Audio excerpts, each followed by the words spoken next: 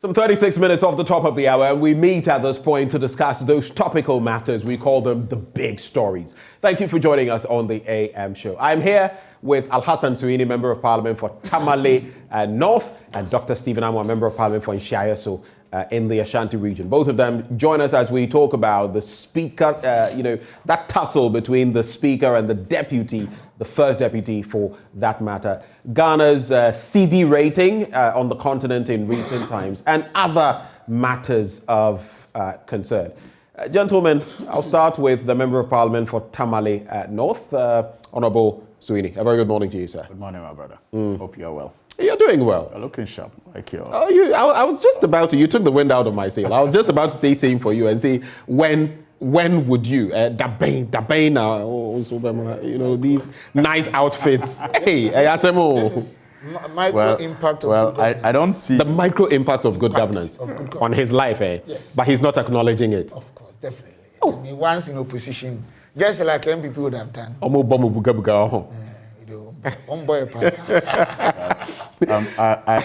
going to comment on that. I think people know better. It wasn't easy buying fuel on my way here, though. And that, I see. But is it Akufo's fault? When it's hit over $100, and let's be realistic. Who deregulated it so the government cannot subsidize? But whose fault is it? Who would have to put in place the proper mechanisms to ensure that we regulate our fuel products better so that we don't keep seeing these increments every time, practically every time. This year alone, you know how many times we've increased prices, right? I'm saying, and you know the percentages. And let me just add. Since I know you get into it. Let me just add. In neighboring countries, in a place like Sierra Leone, non-oil producing, and all of that, in 4 years, and I have not one, 3 people who live there, experts who are working there, Ghanaians, and they tell me in the last 4 years, the increments have been like once every year, basically, and that on the back of that is not my concern. The fact is, why not implement it here when these are happening? I mean, you don't need a rocket scientist to tell you that. To other person. For 7 years now, we've never crossed $100 per barrel. You know that. 7 years now. Right. World market price is not. Let me finish. Let's do this one at a time. Let's do this one at a time.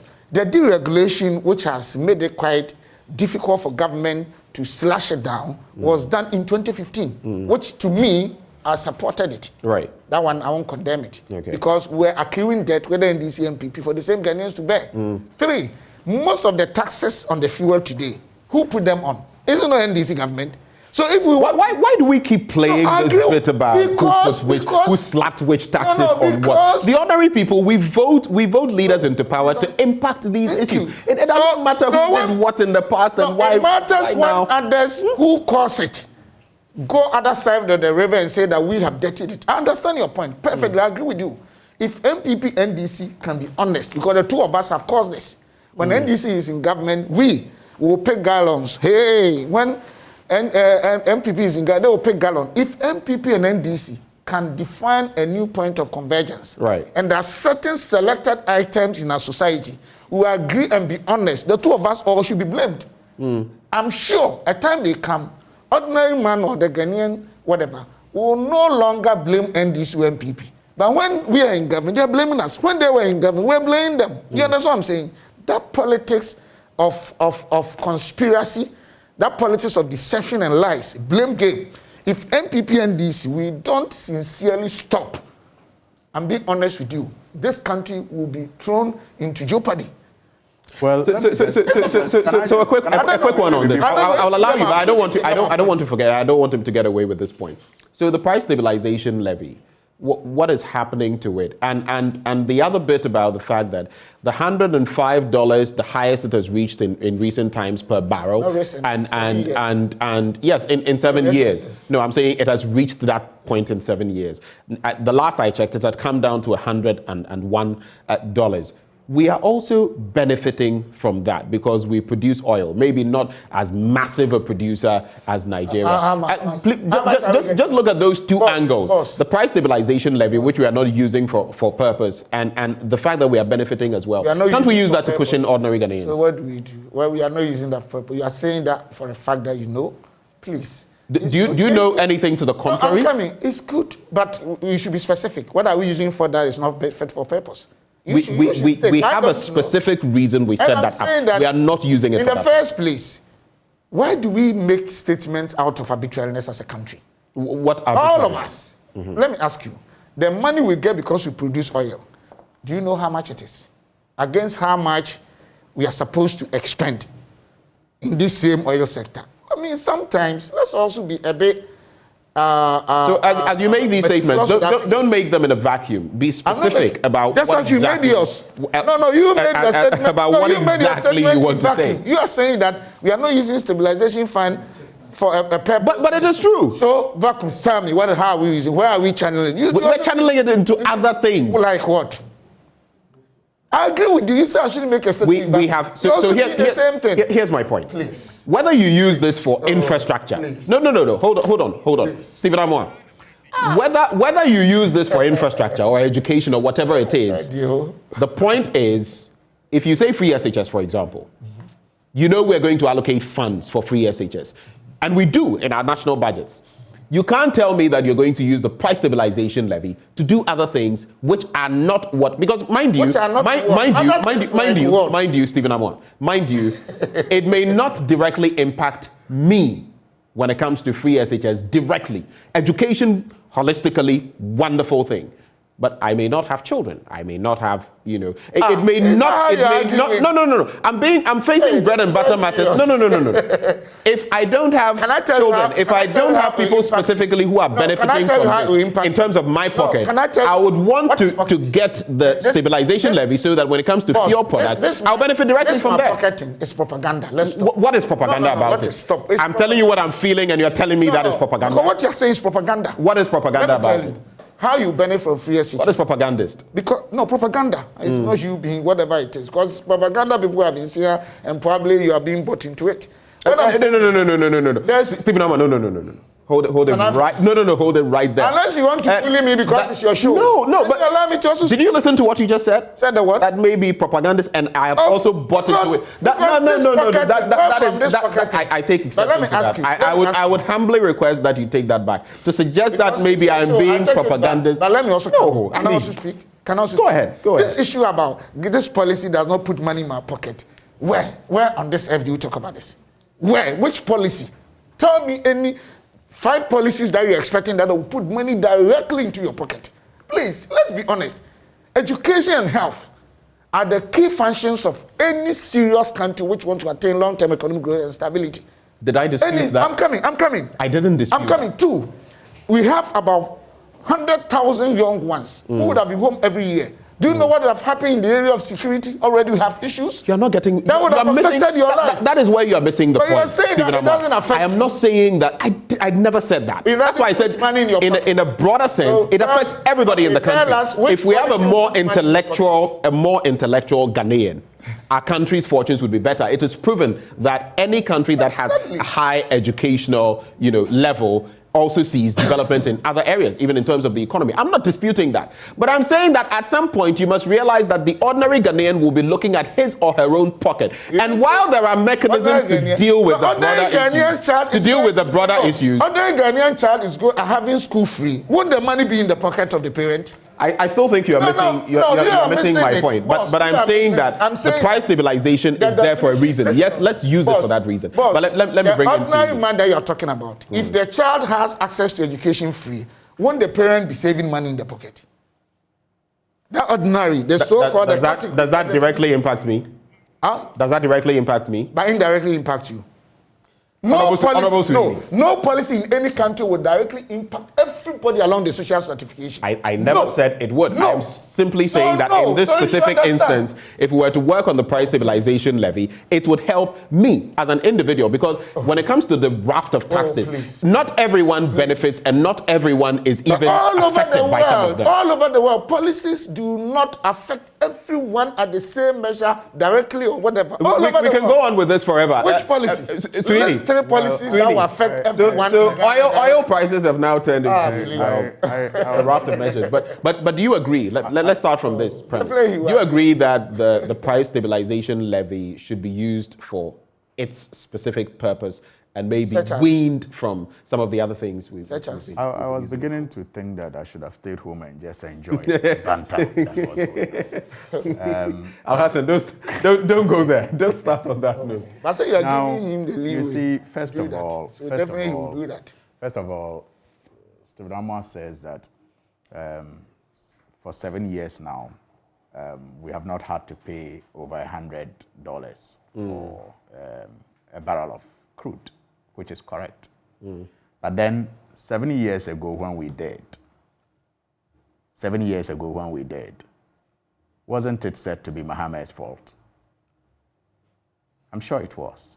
Even though then we paid less. Yeah, which is true. And Can I finish? Even though then we paid less than we are paying today. When it was $100, then we're paying less at the pump than we are paying now. It didn't stop anybody from. There was no deregulation.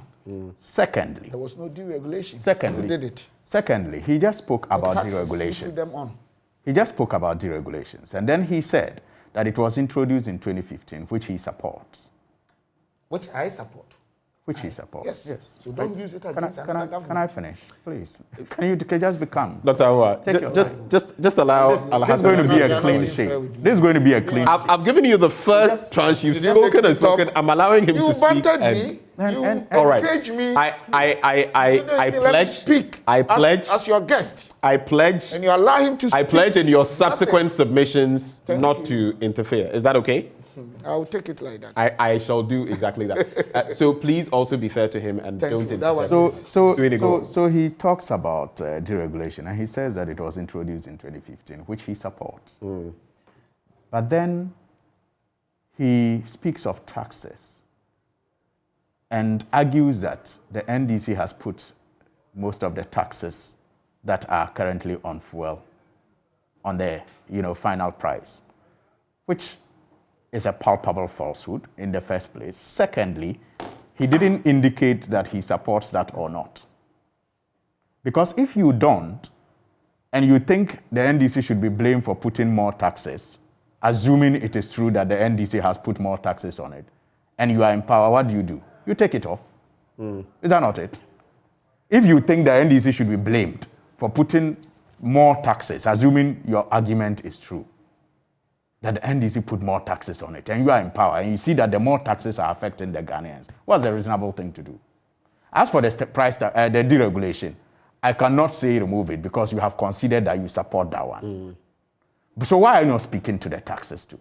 Do you support, assuming that the NDC put the taxes on it, and you want to blame the NDC for putting the taxes on it? Then remove it so that we don't blame you.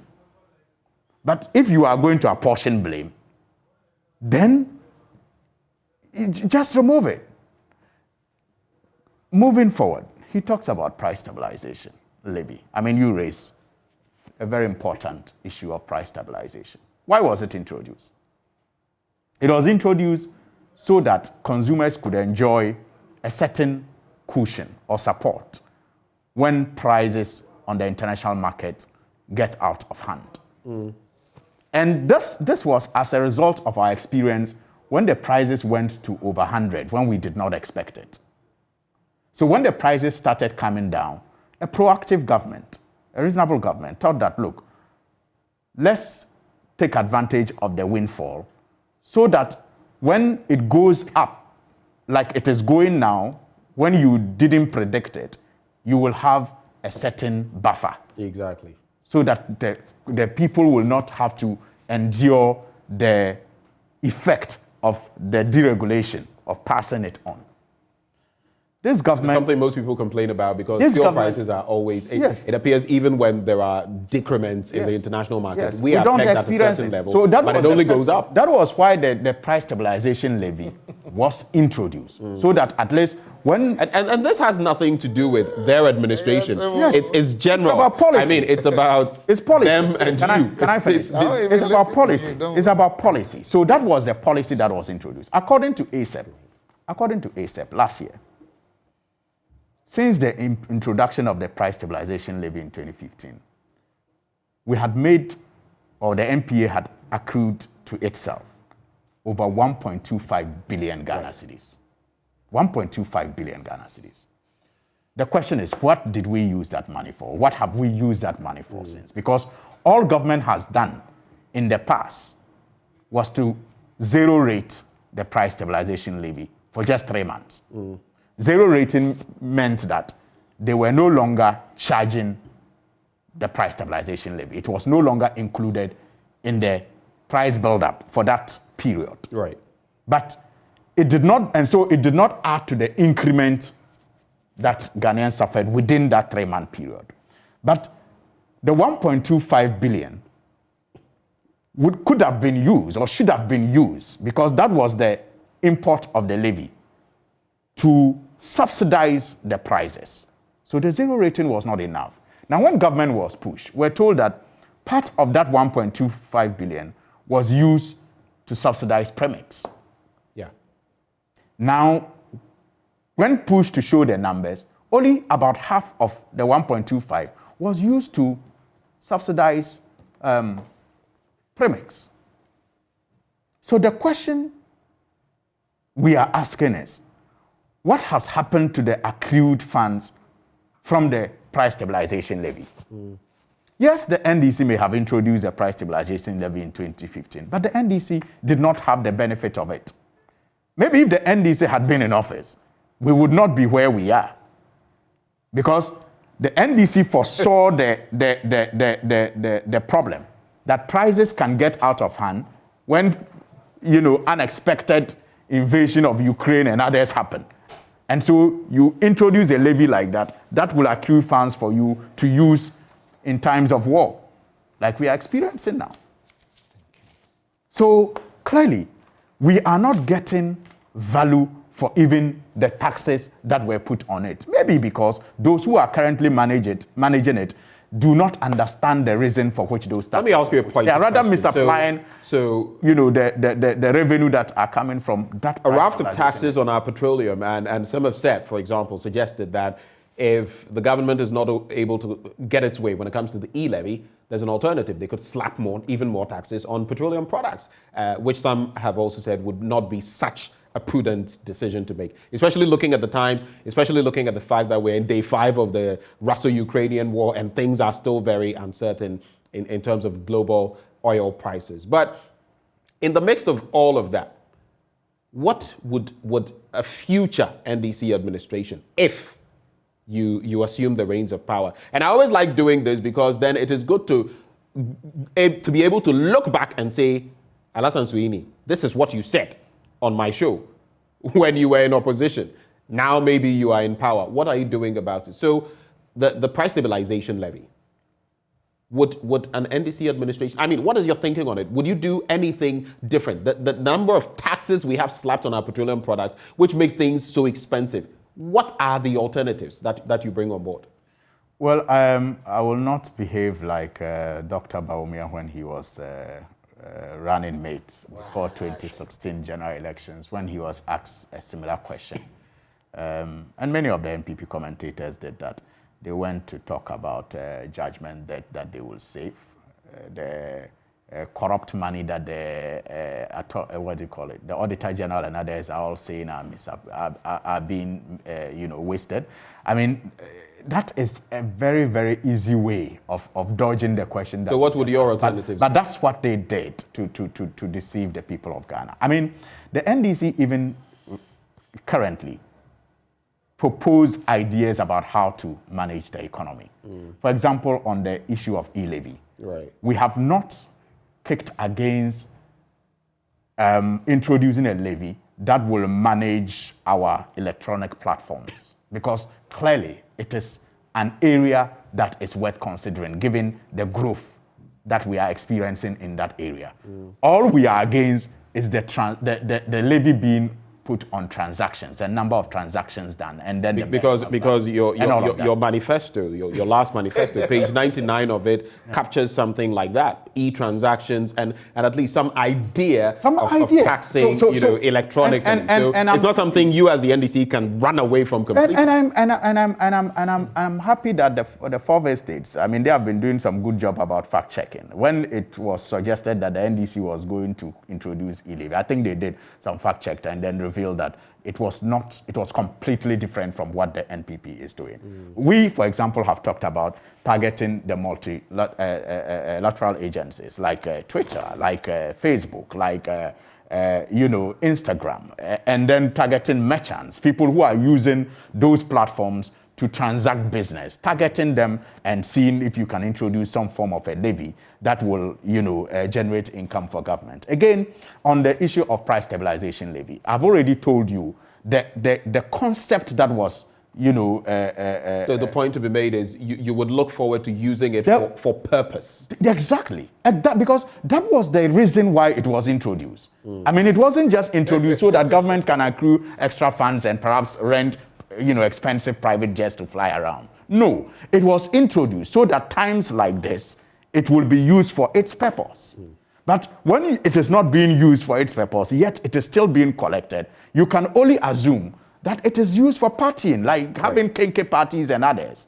That is the only explanation you can give to it, especially when it is not even being accounted for. So as a party, as a social democratic party, like our General Secretary and others have always said, we are not a party that is against taxes, but we are for taxes that will, help grow the economy and also create a certain level of equity where they have not, are catered for by those who are fortunate to have. Hold it right there. A uniform tax. Let me bring Dr. Stephen Amoah into the conversation as well. I know you will have some quick reactions to what he said. I'll give you a minute to do that, and then I'll introduce the next question I have for you. So you react to what he said, and then I think the picture here is simple. Used for purpose. He said, "Oh, you use it." They said yes. It's only when a woman has not married before, then whatever she says, people can give it probably a thoughtful reasoning. Then you see, they've ruled this country more than any fraternity. They were using money for purpose. Monies accrued for purpose. NDC. Probably is the only social democratic party in Ghana today that has this tenacity. Tell me. Which money was not used for purpose? Please. Which one was not used for purpose? NDC, ask them. Even pro-poor policies. Which money was not used for purpose? Don't jump. So which money was not used for purpose? Please allow him. Tell me any of them, NDC, whether kind or cash, pro-poor policy. Tell me any of the performance parameters in Ghana today. Unbelievable. That you can say that one NDC, even today that there's... The NDC person is here, so I will not speak for him. Unbelievable. When there's ample opportunity... You are Dr. Stephen Amoah. You are Dr. Stephen Amoah. You are talking about... No, I was just prompting you that I don't want to talk about... What I'm saying doesn't necessarily mean you. Right. Dr. Stephen Amoah. I say you are Dr. Stephen Amoah, and you are talking about Alhassan, pro-poor policy of a government. Let's be fair. What is your definition of a pro-poor policy? Let him make his point. What is your definition of a pro-poor policy? He's a doctor. He should not misinform those who have not had the chance of being a PhD. You are a doctor. Also, please respect the PhD. Hold on. Kind cash, kind means pro-poor policy. Leap. Pro-poor policy. That's all. FQ implementation. Alhassan, let him make it. FQ implementation is a pro-poor policy. Oh, good. Free SHS is a pro-poor policy. National health insurance is a pro-poor policy. School feeding is a pro-poor policy. Which of them did That's all. Put that aside. That's your understanding of what pro-poor policies are. Other than that, your program will get bad. Should we be adding NAPCO as well? Because I and you is it not one? So you think where he's really? And you're not stopping him. You will stop me. Are you saying I'm not stopping? No, you will stop me. Alhassan. I'm all right. Alhassan.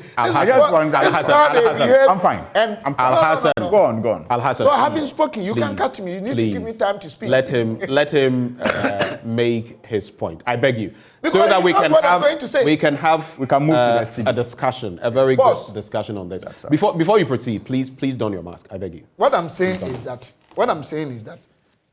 money's used purposefully means use money to solve problems and provide utility and satisfaction for the people, especially the poor people in your country. Right. Normally, taxes are meant to provide extent and spread satisfaction so that poor people along the social stratification can benefit. Right. They are social democrats. Which one did they implement? None of them. And he's asking me to define pro-poor policy. He should go into our books if he doesn't understand them. Two,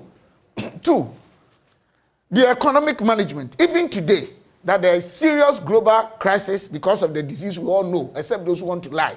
The US and UK and all the giant economies are even suffering. About 90% of the economic indicators are better than NDC's time. Three, I have wrote here, infrastructure that they lie. Let NDC and MP provide at all times. Rawlins's time, Kofo's time, former President Mohammed's time, present President Nanado's time. Send your team to go and check. Even between Accra and Kumasi, NDC could not add even 1 kilometer. Now, in Sawam to Apuja, we are done. So between the two, the one that uses Ghana's revenue productively, it's not NDC. They cannot. So you cannot. You fundamentally, let me just sneak in this bit. You fundamentally agree with the president when he, in these times when people are complaining about myriad things, he talks about his GDP growth being better than Mohammed's GDP growth. You think it's relevant? Do you know why? The president accepts the fact. I accept, you accept that there's hardship. The hardship has been as a result of the fact that for about 22 months, productivity has been uncontrollably impaired, which we agree. So there's hardship. Even now, some state workers, public service and civil service workers are being paid, instead of doing 24 days out of the month, they do half, because they go 2 weeks and they jump because of the COVID. But they are paid. We know all this. But because of the way my brothers such as Suhuyini and Co are talking, the president said that if that is the case, my economic management has been better. Interest rate has been reduced from almost 40% to 21%. Policy rate from 25.5% to about 12-14. Check all those treasury bills from 22.5 to now about 12 or 14 for the same period. Even reserve, we have more import cover than today. So what we are saying is that, yes, the economy has cost us in terms of our debt to GDP. GDP was not growing, which is the denominator, and that one you cannot blame the government. We are better in managing the economy than them. Generating revenue, we are proving to Ghanaians that pro-poor policies, infrastructure, economic management, we are better than them. Okay. The facts are there. They take money. What did they do? Can you compare Okada to free school? Can you compare Okada? Even they don't have sound and efficient policies. What they know is propaganda management. They can lie, they can deceive people. Let me ask you. What kind of propaganda? Let me put to you something that definitely PhD man should define social intervention policy. It's below the belt. Right. What I'm trying to say is that we have hardship. NDC and PP, some of the things we use for politics, just which I agree with him, that when they increase taxes, we did the same, 100%. And I made it prior to that. We should stop these things. All right. As two major parties. So let's hold it right there. And I agree with you that one is better. I mean, but so remarkably 15%. The latest transport fare hike, 15%, and the transport unions have told us bluntly that no, I'm talking about the fuel price increments and then the transport fare hikes, 15%. And then the NAPCO. You said NAPCO. No, I was referring to NAPCO. You were talking about social intervention, and I was saying that maybe NAPCO as well. You should be adding that, because that is another intervention. Even if you look at it, mopping up in terms of unemployment and all of that. That cannot be. Of course, it could be some sort of. I know technically it is not directly in that. I was just adding to the. Those guys were home for about 4 years. You remember, and they formed. Graduate Unemployment Association. Let's come back to we needed to fill 15% transport fare increment in recent times. There have been threats by some of them that if there's another increment, maybe even up to about 10%, they will increase by another 5%. Yesterday, we went round some stations. My colleague Mapito Sibidi went round. A lot of people were reacting to some of these developments. And then we are hit with, and we've had the UTAG and all those strikes. Then the teacher unions come through as early as recently as yesterday with another statement, the 24th of February, actually. I'm talking about NAT, TEU, the NAGRAD, and the CCTGH, talking about the fact that they want COLA, cost of living allowance. And it's interesting, COLA, the way they put it, that times are hard, they are struggling, members are struggling, and all of that. How exactly are we, if I were to ask you, because we don't have the e-levy yet, right? We've still not gone to Parliament on that. If I were to ask you realistically, how do we deal with these issues. What would you say on the back of the fact that Ken Ofori-Atta has told us there's practically no money in the kitty? You have genuine reasons, yes, but we don't have money to sort you out. What do we do in the interim? What do we do? I think in the interim, we should find a way of redefining a new cordiality between us and those who are pushing home for these new concessions. Because practically, they need them. You understand what I'm saying? I mean, it's something that they are not saying out of the blues or arbitrariness. You see the salaries of lecturers, professors, doctors, they are not good enough to really meet the confronting challenges of the economy today. It is a fact. Those who are asking for cost of living, they are all right. But the point is that we call something timeliness. Right. And then the prevailing challenges all over the world, including Ghana. So there should be some defined reasonabilities. If I were the finance minister, what I would have done was to sit down with them, agree on some sort of figures, and then ask them to give me some grace period. It could be even 6 months' time, but once things are okay, we do back pay. I'm sure they will understand. I think this is an argument that UTAC, for example, has said that if you're going to do certain things, I think if we do that, then we can. 2, I think this is the time. The government has done well cutting by 20%, but we can cut more. There are other areas. In fact, I want to be blunt here. You mean in terms of the budget expenditure cuts? Now, me, in my position, if I had my discretion, some state institutions, deputies, I'll scrap them. Instantly. So we can do more when it comes to ministerial appointments, and some of them must go. I will sit down and review the task that is in place and scrap, because some of them, not that they are working or they are not working, the work there and the labor force required in terms of size and skill component, I think we need to scrap them. So in principle, you agree with those who say that we can cut down on the numbers in terms of ministers? No, I just want you, in principle, you agree that in terms of our ministerial pool, we can cut down? Listen, what I'm saying that, yes, in some of the deputies, especially the state agencies, the productive centers, the deputies, that's 2.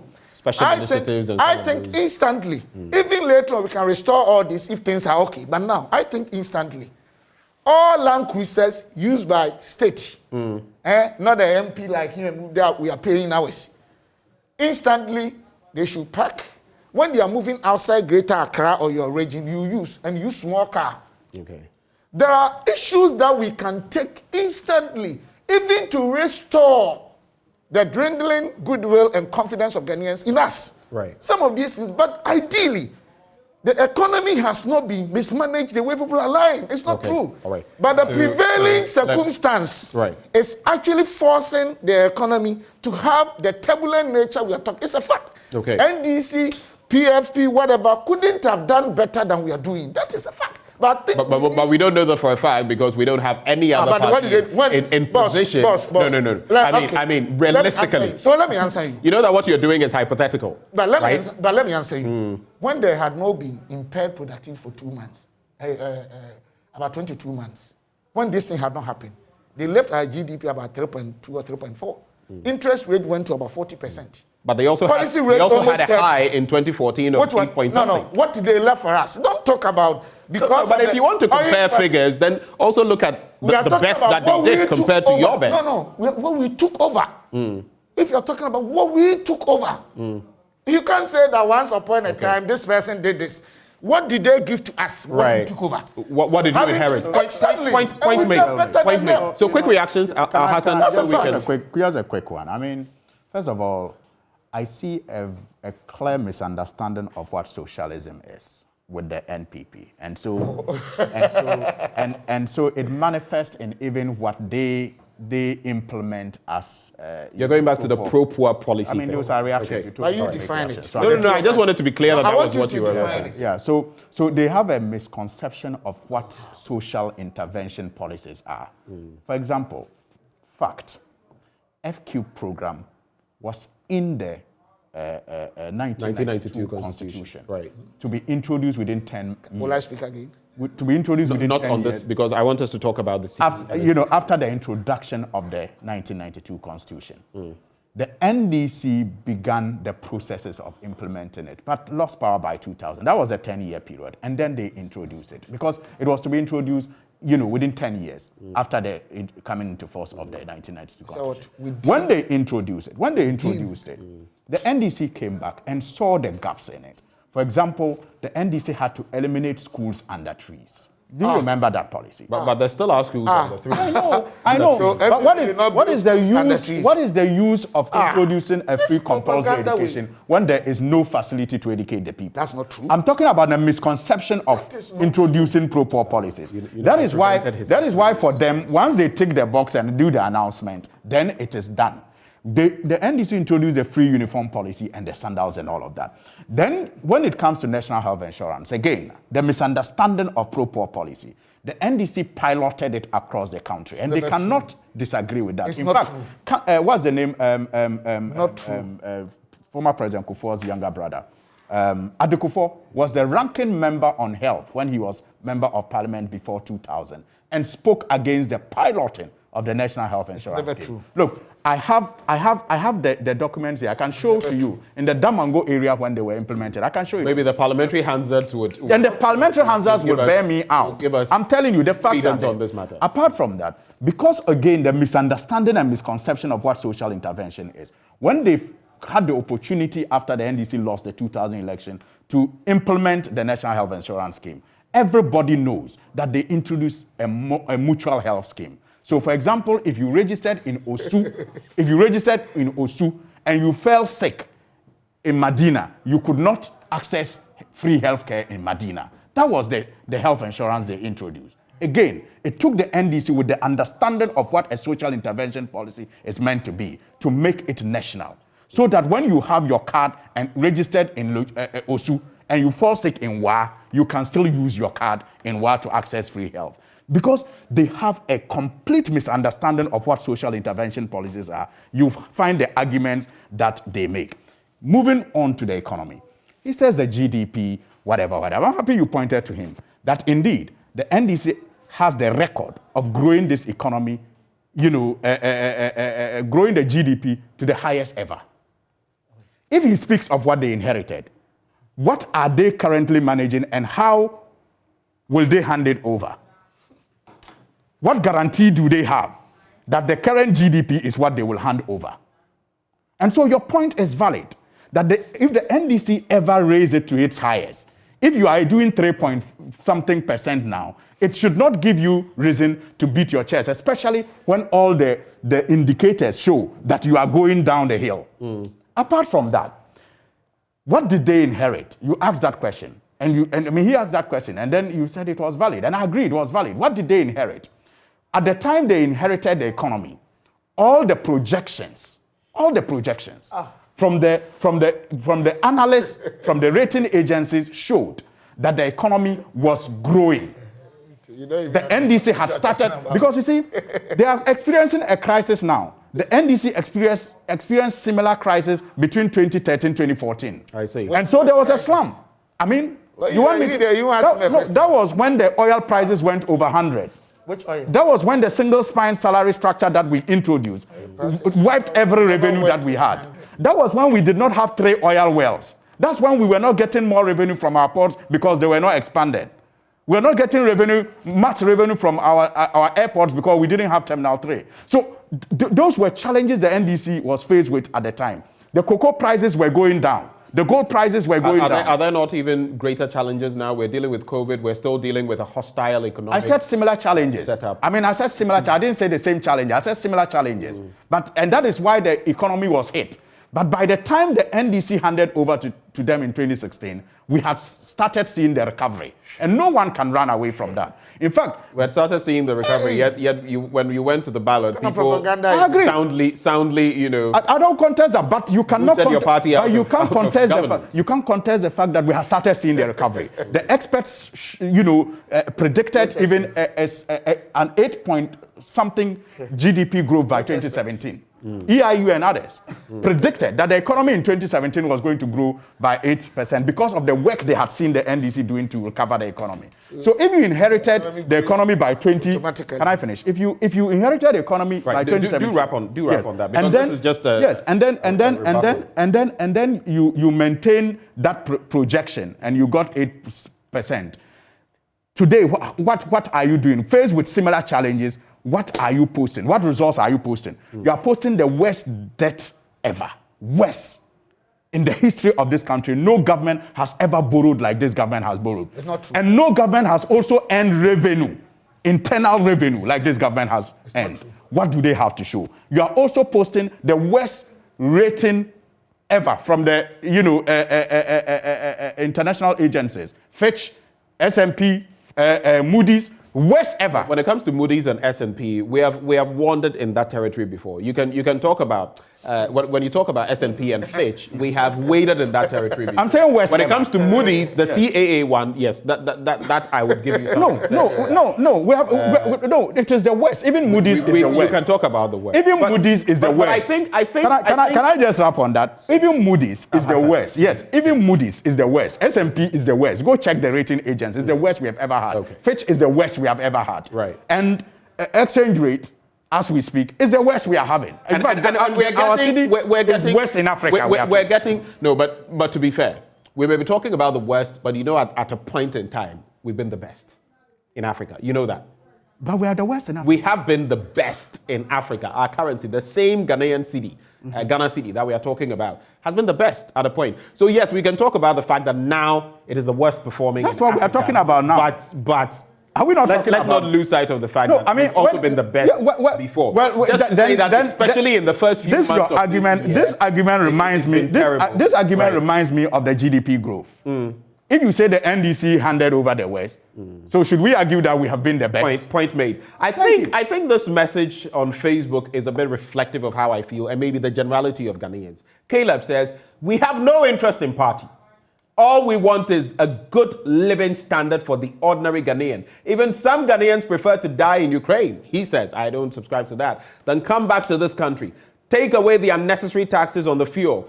Get back at least 65% of shares on all public production sectors that we are receiving just 10% for. And this would have to do with the royalties we are getting from our minerals, gold and the rest, the oil fields, cocoa and more. Get the Tema oil refinery operational. This seems to me like very, what's the word? It's very rational thinking. I don't know, but these things are possible, yet from both of your sides, we're not seeing these. But let's quickly get into, no more reactions, else we'll keep going back to that. We are getting into the conversation about... We'll give me like 5 minutes. I use 30 seconds to do that. Move on. I beg you. So let's introduce So I'm giving you the new topic, Sure. and you can use those 30 seconds, and I'll be watching because time is ticking. 1 by. minute, sorry. Let's talk about the cedi being the worst performing currency in Africa, dropping by 7.6% to the dollar just within this year. Even the dollar C is ahead of us, the naira is ahead of us, not to talk about other more robust currencies. Okay. Your reaction? Boss, just before then, let me tell you, NDC never started any pilot thing on. It was Roman Catholic. That started somewhere around in Kransa, Techimandus. Which project are you speaking of? No, National Health Insurance. Right, okay. If they started, how come that they walked out of Parliament while we're implementing it? This is a lie. 2, FKIP is in the Constitution that within, when we say within, it means the day of passing the thing, up to 10 years, we should be able to do it. They were in power for 8 years, they could not implement. 8 good years, they could not. It's not 10 years' time, it's within. That thing we have to establish. But to also be fair, you would say that 8 years is still within 10 years, and but they could not do it. Given further, no, but they could not do it. I mean, just to be fair, if 10, I know you would have made that argument. But what I'm saying, if they say within 10 you should be able to do, and you spend 80% out of the time, you couldn't do it. 80%. Okay, so point in terms of 3, please, I beg you, next time I'll bring the schools Kofour build and the trees. You always say that. No, I beg you. I'll send you all the list. NDC should bring yes. How can you say you eliminated schools and the trees? If you build a school, you say you eliminated, and others build more than you did. These are all you see the NDC, the communist inferior tactics, the propaganda. Let's move away from the communist inferior tactics. Our reality is the CD is the worst performing currency. The last one is the CD, the exchange rate. It's not the worst in our country in terms of increment. That's what you talk about percentage increase. NDC, which one are you talking of? Is it the 7.6% within this year or what? No, I'm saying that what they are talking about. They inherited 1.1 and they left 4.20 to us. We have gotten it to, say, even 7. The difference they added was 281%. We have added 66. Dr. Amoah, let's get to the substantive. So even with that, they have done worse. You should go and check the calculations. Then coming back to the currency issue. Boss, it's one of the things in our country, whether we like it or not. Both MPP and DC have done this country a great deal of disservice. We don't speak the truth.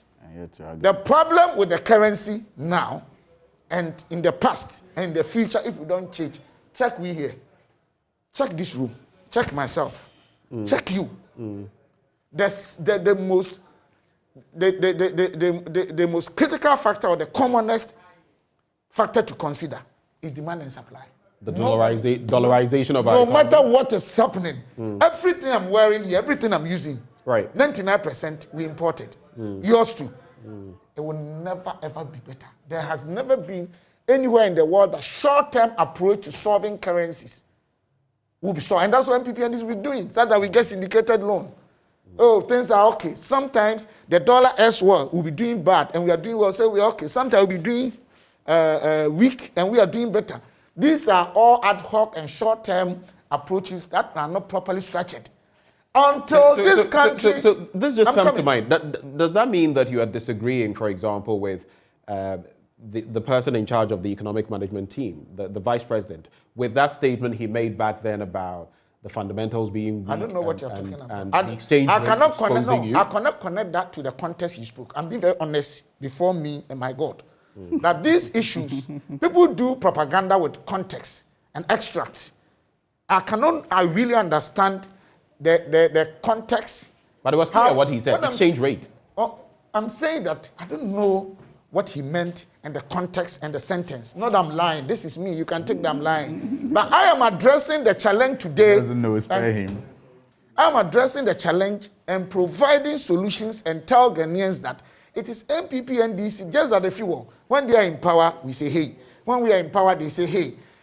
There's nowhere in the world that if we don't use long-term structured approach to solving this issue, where we can select, why do we... So in the short term, what do we do? I accept what you're saying, and I agree with it, because long term would have to... Production. Look at the fact that we're importing some of the most basic things. It will not change overnight. Why should we import fruit juice? It will not change overnight. You get it? So I know that is long term, but I'm saying that in the short term, what do we do? No, short term, what maybe the government has to do is like Bank of Ghana.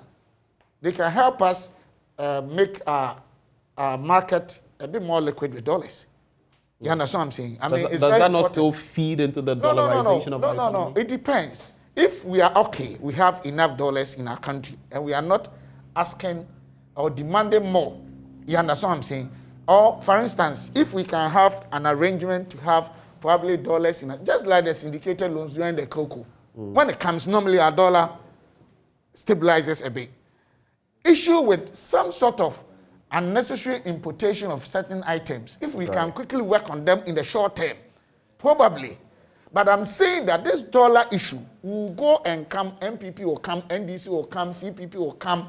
The commonest thing to do is to sit down as a country and select items that we can produce them. They don't require complex value chains.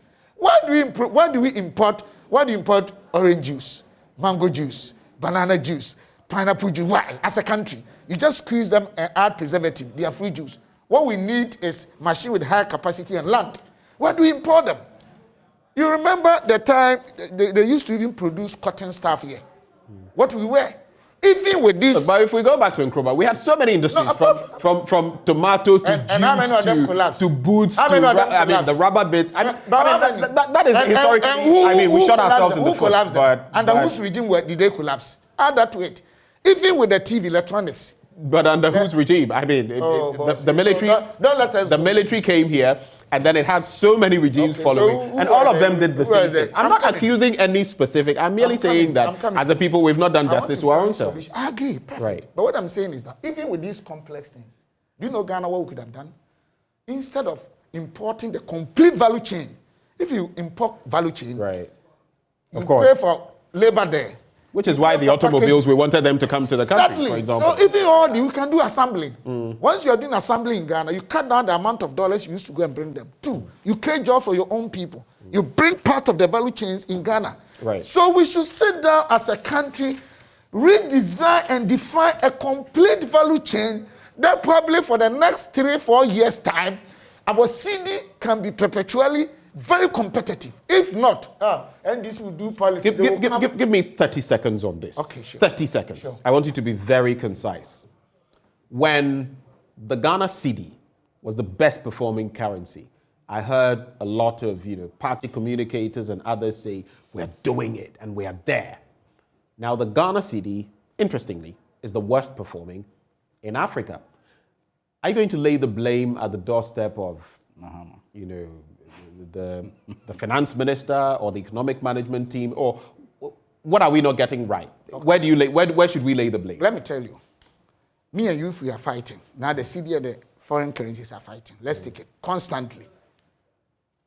2 or 3 things can happen. Either you are stronger at a point in time, which is making me weak no matter what I do, or I'm weaker at a point in time, which you cannot do anything about it. Right. These are.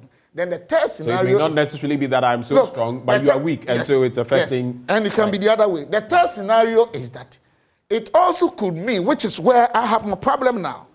You have not been training for a long time. If I want to fight my brother Suhuyini, which God forbid it will never happen, maybe 4 or 5 years time, and I start jamming, I start running, I build my muscles, the way my heart breathes, everything. It will be easier for me to constantly engage in either draw or beat him. Or even if you beat me, you will see that Charlie, we all fought. This is what MPP, NDC, we have not done. So even if the dollar cedi is doing well, I cannot attribute to the fact that one government is doing well or not. All right, thank you. Maybe on the international market, things are weak or something in the short term happen. But I beg whoever is in government today and whoever will come tomorrow and whatever, that as a country, there are basic items, because one's preference for goods of the same liquidity and risk factors are demanded by Ghanaians as percentage such as 90, 80, will forever perpetually be in this situation. All right. No matter what happens. Alhassan, let me have your take on this. We import everything. In terms of where we are now, what does this really mean? Worst performing currency in Africa, and do you agree with him in terms of his short and long-term solutions to this problem? Well, what it means is that after many years of denying the obvious, or let me Which say is many what? months, Which is what? That the economy is at ICU. In the intensive care unit. Yeah. After many months. Never do professional. Everything is politics. So can't you keep quiet? No, but let's do. Gentlemen, Let's do some realistic discussion. You've noticed, Dr. Amoah, everything. You've noticed that. No. Hold on. Honestly, Hold on, Alhassan. Let me do this. Let me do this, that Alhassan. Stephen Amoah of all people, gentlemen, will say I do politics. Everything is politics. You of all. Everything you start with. What did you do here that was in politics? I am in charge here. Dr. Amoah. I am shocked. You. Dr. Have Ghana Amoah. at heart and stop. What were you doing? Please comport yourself. What were you doing? Why are you here? Hold on. Are you here representing the church? Hold on. Are you representing the church? Gentlemen, are you representing the church? And what were you doing? If he is going to do politics, I would regulate, but it is his. He has the right to do so, which you do sometimes. I mean, let's be fair. You said sometimes. He does always. So he does always. You understand? When you started, you didn't want any interjection. Go on with the propaganda. Go on. You didn't want any interjection. They are ready to have listen to the propaganda. Go ahead. Go ahead, Alhassan. Well, you can call it whatever, but I'm sure the people who have been listening to us since this show started know who is making logical arguments and who is doing propaganda. I'm sure they know. Interest rates are better than today. Now, Treasury bills better. I'm saying that it is Reserve good. better. It is good. Policy rate better. So the economy couldn't be at ICU. It's not true. back that with facts and figures. Can you do to Thank him you. I won't what talk you again. want I'm done. done to you? I'm done. Go ahead, Alhassan. Sorry, bro.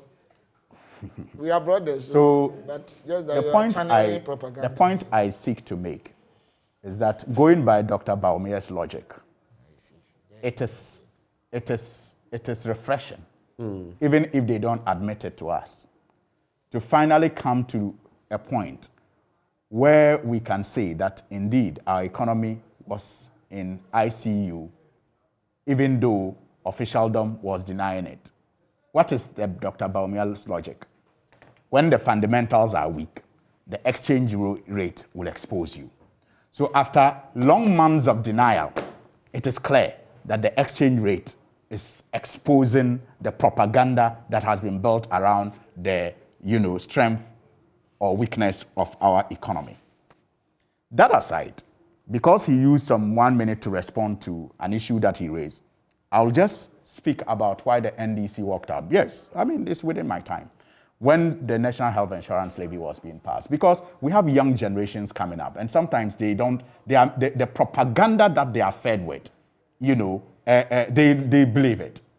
Go and check the Hansards, read the news, and you will find out that the NDC, led by the current speaker, Alban Bagbin, didn't walk out of Parliament when the act was going to be passed because they were opposed to a national health insurance scheme. They were opposed to the structure, that is the mutual health that they were seeking to introduce, and again the what is it called, workers' money, the SNIT contributions that was going to be used as a seed capital wasn't clear. So it was not about the scheme, but it was the manner.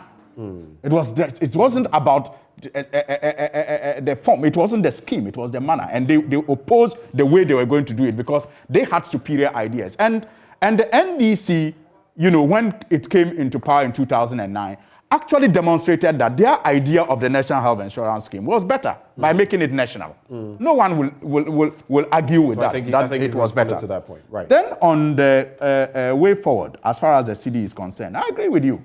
I mean, many people even spoke about the need for us to have redenominated our CD in 2008. By 2007, the CD, according to even the after data, the initial one, yes, that we did. Yes. I mean, the data showed that by 2007, it was, depreciating by about 5%. And when we redenominated in the latter part of 2007, by 2008, it had depreciated by 13% plus. And it has been depreciating since. Now, what are some of the reasons? I agree with him when he says that we have a high appetite as a people for imports. What is not produced here. What is not produced here. But you see, what again the current picture exposes is the propaganda of this government also. The propaganda of 1D1F. Because if 1D1F was supposed to solve that problem of low production in this country, if it was successful today, we will not be here still complaining that we are importing too much. Now, what I recall that governments in the past have tried to do, like was to invest in production, local production, without slogans and without propaganda. So, for example, you had the Commander Sugar Factory, you had EDEF that was there to support these, local companies without the sloganeering, so that they could increase their production. The pharmaceutical companies were supported to increase their production. If we had cut out the politics and stayed focused on those programs without slogans, without, So I feel the vibe I get is that from both your ends, we should be cutting down a lot on the politics, whether it's about the exchange rate, it's about the fuel prices, it's about myriad things we're doing here. We should be cutting down on the politics, NDC and MPP, yes, so that the ordinary Ghanaian, because now the ordinary Ghanaian, you see what the message Caleb sent, and that is how we don't care too exactly who is in power. Just deliver to us what you promise. But and that is the problem with both of you. But let's wrap the conversation. We should not on this. We should not seek to cut the we will not succeed in cutting the politics if we are not honest and truthful. Let's wrap ourselves on this point. The Solidaire Ghana lectures, you followed it, and more coup talk, so to speak. Professor Atuguba, learned, lawyer, and of course, Dean of the Faculty of Law, saying if we do not act quickly, we may have a coup on our hands, that Ghana is radically broke, and a broke economy is one of the justifications for all coup d'etats. Alhassan, I'll give you the first bite on that. No worries, you have enough time to share your thoughts. I'm giving you 2 minutes on that, 2 minutes for you as well, and then I'll take your final thoughts. Well, I think that Professor Raymond Atuguba, as usual, was spot on. He's spot on in coup talk? On his analysis of the current situation in the country. He's never been a man afraid to speak his mind about, issues of governance. He says it as it is, in a very cool, calm manner, but, very pointedly, and I admire him for that. I actually listened to part of it, and he was right. Look, today in this country, I made a statement on the floor of the House last week. It is, and I said it in that statement, that it is clear today that unemployment is at an all-time high, almost close to the pre-independence figures. Post-independence figures, almost close to that. We are talking about youth unemployment of about 19%. When post-independence, it was about 20%. Despondency, therefore, is at an all-time high. So you feel it is justified, this kind of rhetoric, it is justified? Can I finish? Despondency is at an all-time high. And clearly, Stephen Amoah here has admitted, and many people have said the same thing, that the NDC and the NPP, in the minds of the Ghanaians, are the problem. I think you have also, in other words, suggested same. When despondency is at an all-time high, it tells you that the population is looking for hope. They are looking for a savior, whether in the form of a political party or in the form of a person. You have about 30 seconds left. So let me utilize. If your administration had been in power, let me utilize my 30 seconds well. So clearly, it tells you that the ingredients are there if care is not taken, and that was the caveat that he gave. Nobody wants a coup. If we do not, we must do everything that we can as a people to avoid a coup. But we must not be unmindful of the ingredients that it's happened in our sub-region, so you cannot say we are unmindful. I was just asking you a pointed question there. If your administration had been in power and someone had said this, how would you react? Would you react the same way you're reacting now? Well, I don't think you'll believe me if I say yes. But just tell me. But my record shows that I am not. Would it have been yes or no? Of course. I mean, right. I wouldn't be unmindful of the threats that we face. 2 minutes. I think those who are mentioning coup d'etat, they have a conspiracy game theory. There's nothing. The point is, we have so many performance parameters. I beg you, somebody like you that I trust so much. Definitely I'll disagree with some of you what you do, but Joy FM, everybody knows, a very professional platform. Why can't you list all the performance parameters MPP government took over? And how are they faring, each of them today? And the NDC, for 4 years, because of policy credibility, public sector, private sector, public service and civil service sectors, they put embargo on us. They could not employ. You remember? Goes with the politics, I'm coming. With the propaganda. Please, I'm coming. I mean, as I'm apart from good morning, good evening, do you say anything else? I've been in the same there he goes. Parliament House on the floor that it has been indicated in our hands that he knows that about 100,000 teachers have been employed under Kufuor's government. He knows. This guy say good morning, after good morning and good afternoon, everything you say is politics. And then you say that other people do politics. Graduate unemployment under them. What are they talking about? So your reaction, look, you have about a minute. Look, your core reaction to what? The economy, the figures, about 90% are better than today. Right. Today we took over. 2, at least under Kufuor, a poor child from a bad home can access secondary school free. And you are saying that all this... Hit the nail on the head in terms of what... So can I ask you one question? UK, US, and all the places that because of the COVID, things have been bad economically. There should be coup d'etat. What the man is saying, it was a statement made out of arbitrariness and parochial interest of his group and himself. Ghana does not warrant a coup. Ghana is better than we took over. Of course, there's hardship. And the hardship is not a government. It's only better for you. Private sector had to sack over 40,000 people because of COVID. Can you say because of that there should be coup? Coup for what? Coup to kill people? Coup to destroy Ghana? See what is happening in Ukraine. So is it wrong to draw that delineation? Hold on. Is it wrong to draw that delineation when in other countries, even neighboring countries, the economy has been part of why there have been some of these issues coming up? Go to Burkina Faso and coup. They have war fashions. They've been doing that for so many years. Go to in Burkina Faso, please. They mounted it on the back of terrorist groups and the failure of leadership to address that. But in other areas, they have war fashions. No, they have war fashions. They fight like if my family and then Honorable Suhuyini. So the economy cannot be an issue. No, but the economy today. Let me ask you, which of the economic indicators, if you list 10, about 8 better today. So why is he calling for coup? If I'm asking for which are the indicators that are calling for it? Which are the indicators that are better? GDP is not better. Is the debt better? Inflationary rate is not better. Is the exchange rate better? Are people paying less for fuel? Are they paying less for water? Are they paying less for electricity? So if world market, which one is better? Are they paying less for prices of food? Ask him to let me Please don't. Are they paying less when you go to the market? Are they paying less for food? What is better? Alhassan, no, let's be honest. What is better? So in 30 seconds. What is better today in Ghana? What is better? And say that price of a commodity which what is better somewhere because of that. Dr. Baumia went to Malata market to shop. You should go back there and shop and tell us the prices. Fuel price. I am just an honorable member of parliament. He is a doctor. We are done. He went to Malamata to shop.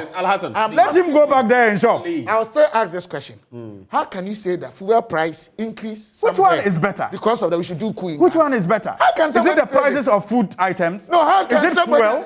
Is it he said it right now. Is it school fees? No, he said that. Go and listen. Is it school fees? What is better? And he's also stating the fact that there are certain I am also asking what is better in this country today since we took over? What is better? No, I'm asking you. You are a man of integrity. All the economic figures today are most of them not better than we took over. So your point is basically the economic indicators are better because of where they are better. Which economic? The rating agencies have never rated us so poorly. About 40%. I'm saying that with all of that, the rating agencies, they have never rated us so poorly. Ghana will not tolerate any coup. What kind of, don't bury your head in the sun. Conspiracy games. Let's face the reality. The people are suffering. But we do not want a coup in this country. But we must be careful because of your stomach upon ourselves. Family and group interests. They want to destroy. It's out of yeah, because your family and group are enjoying. Yes, it's because your family and group are enjoying. All right, gentlemen. They hate other groups. So this is where because your family and group are enjoying, everything is okay. Oh yes, everybody does. Let's compare the everybody does. Everybody does. Go to my farm, see my project. Oh, go to my farm to and see. Go to my farm to and see. Let's see how many people do you I work hard. How many do you pay? Oh, God. How many workers do you pay? I pay workers. Thank you. Alhassan Suhuyini is Member of Parliament for Tamale North. Dr. Stephen Amoah, please respond. In Nhyiaeso constituency, please respond. In Nhyiaeso constituency, are you in the house? Everybody works hard. Everybody. Dr. Amoah. There are entrepreneurs out there who are struggling to pay their workers this month. They hate other people. So this is where we wrap the conversation. This is how we draw the curtains on our big stories. After the break, we tell you how to take care of your ear, nose, and throat. Please stay with us.